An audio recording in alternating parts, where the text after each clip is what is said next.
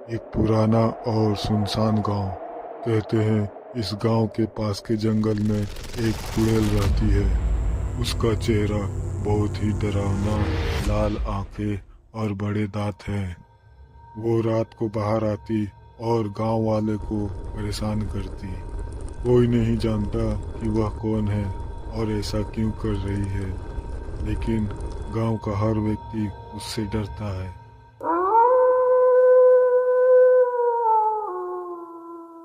हर अमावस्या की रात वह गांव आती और अपनी काली शक्तियों से सब कुछ तहस नहस कर देती है।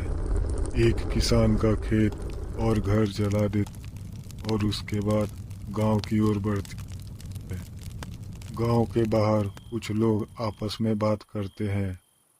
तभी वो अपनी काली शक्तियों से घरों में आग लगा देती है। लोग डर के मारे भागने लगते हैं। गांव वाले डर के मारे अपने घरों में छुप जाते हैं। मम्मी पापा, क्या हुआ? आप दोनों इतने घबराए हुए क्यों हो? अरे बेटा, आज अमावस्या की रात है। हर अमावस्या की रात वो चुड़ैल गांव में आती और सब कुछ तहस नहस कर देती है। चुड़ैल की नजर मोहन के घर पर पड़ती है और वो वहां चली जाती है। चुड़ैल जोर से हंसती है। आखिरकार मुझे एक इंसान मिल ही गया।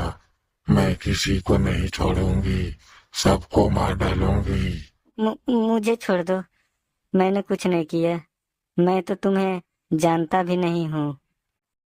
किसी को नहीं छोड़ूंगी, सबको मार डालूंगी। अब यह गांव मेरा है।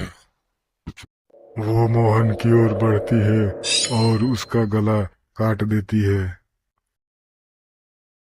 और वहां से चली जाती है। अगली सुबह गांव का सरपंच और गांव वाले आपस में बात करते हैं। सरपंच बोलता है, हमें इस चुड़ैल को रोकना होगा। अगर ऐसा नहीं किया गया तो हमारा गांव खत्म हो जाएगा। अचानक वहां चुड़ैल आ जाती है और लोग डर जाते हैं।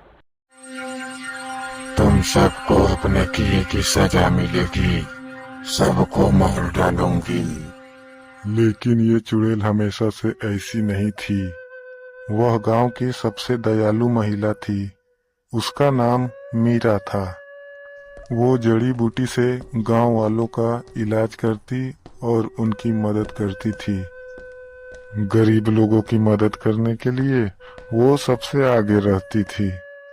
मेरा बेटा, अगर तुम नहीं होती तो पता नहीं हमारे बच्चों का क्या होता।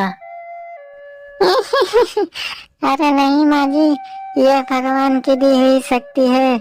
इसे मैं सबकी भलाई के लिए इस्तेमाल करूंगी। चिंकी और मिंकी अपने माँ के साथ घर चले जाते हैं। लेकिन जब गांव में सूखा पड़ा तो किसी ने मीरा पर झूठा आरोप लगा दिया। गांव वाले बहुत गुस्से में थे। बिना कुछ सोचे समझे मीरा के घर की ओर जाते हैं। गांव वालों की गुस्सा सातवें आसमान पर थी। मीरा घर पर सोई थी। तभी उसे एक आवाज सुनाई देती है, ओ मीरा, बाहर निकल। घर में क्यों छुप कर बैठी है? आवाज सुनकर मीरा उठ जाती है और घबराते हुए बाहर की ओर जाती है। वो बाहर आकर देखती है गांव के कुछ लोग हाथों में डंडा लिए हुए खड़े हैं। वो बहुत गुस्से में थे और आज उनका हाव भाव बदला सा था।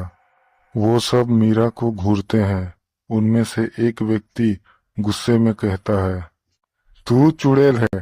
तूने ही टोना जादू कर गांव को बर्बाद किया है, जिसके कारण गांव में सूखा पड़ गया है। अब तुम्हें हम इस गांव में नहीं रहने देंगे। ये सब सुनकर मीरा बहुत डर जाती है और भागने की सोचती है। मारो मारो इसे, पकड़ो, मारो मारो इसे, पकड़ो। मारो। मीरा वहां से भाग जाती है और भागते हुए वह जंगल में पहुंच जाती है। गांव वाले भी दौड़ते हुए उसके पीछे पीछे जंगल तक आते हैं। जब मीरा उन्हें कहीं दिखाई नहीं देती है तो वे लोग रुक जाते हैं। वो भाग गई। आपने सही कहा, अब चलो हम लोग अपना घर चलते हैं। और वो लोग अपने घर की ओर चल जाते हैं।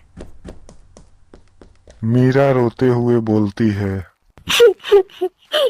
मैंने कभी किसी का बुरा नहीं चाहा, फिर भी गांव वालों ने मुझ पर झूठा आरोप लगाकर मेरे जीवन को नरक बना दिया। क्या मेरी अच्छाई का यही फल है? उसकी आंखों में सिर्फ दर्द और निराशा थी। चलते चलते वह जंगल के बीचों बीच एक अजीबोगरीब गुफा के पास पहुंच गई। उसने बिना कुछ सोचे समझे गुफा के अंदर चली गई। गांव वाले के धोखे ने मीरा का दिल तोड़ दिया। उसने बदला लेने की ठान ली और उसने काली शक्तियों का सहारा लेना शुरू किया। वो टोना जादू करने का अभ्यास शुरू कर देती है, जिससे उसकी शक्तियां बढ़ सके और वो ताकतवर हो जाए। उसका चेहरा बदल जाता है और वह चुड़ैल बन जाती है। वो गुस्से में कहती है, अब मैं सबको दिखाऊंगी कि मुझसे दुश्मनी करने का क्या अंजाम होता है। और वो सीधा गांव का मुख्य चौक की ओर जाती है। वहां पहुंचते ही वो आग बरसाने लगती है। भागो भागो भागो भागो भागो। क्या मीराया का आतंक कभी खत्म होगा? क्या कोई उसे रोक पाएगा? जानने के लिए अगला भाग देखें। अगर आपको वीडियो अच्छा लगा हो तो लाइक करें और कमेंट करें, और इस वीडियो का दूसरा भाग देखने के लिए चैनल को सब्सक्राइब करें। धन्यवाद।